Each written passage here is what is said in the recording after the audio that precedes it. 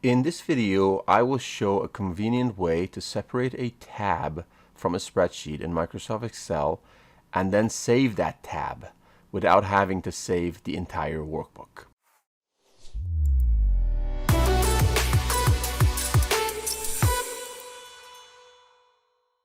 Okay, here's how it's done.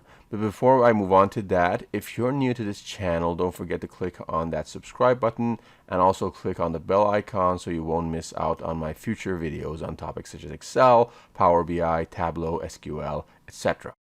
Okay, here's what we want to do. I have this spreadsheet over here containing 4 tabs: main, accounts, claims, and users.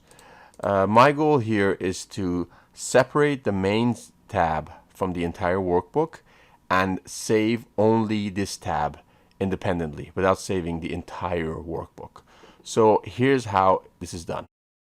First, I right click on the tab, then I go to move or copy and I left click on this.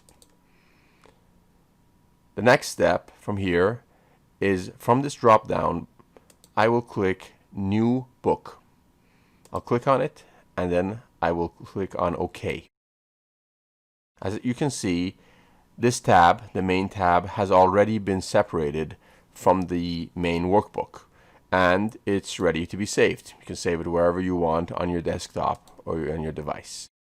Now note that the main tab is completely removed from the spreadsheet.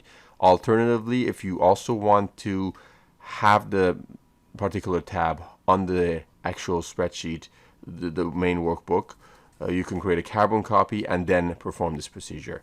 And that was it. I hope you enjoyed this tutorial. Once again, if you want to be notified whenever I post more videos, don't forget to click on subscribe and also click on the bell icon so you won't miss out on future videos. Thanks for watching, and I'll see you on my next video.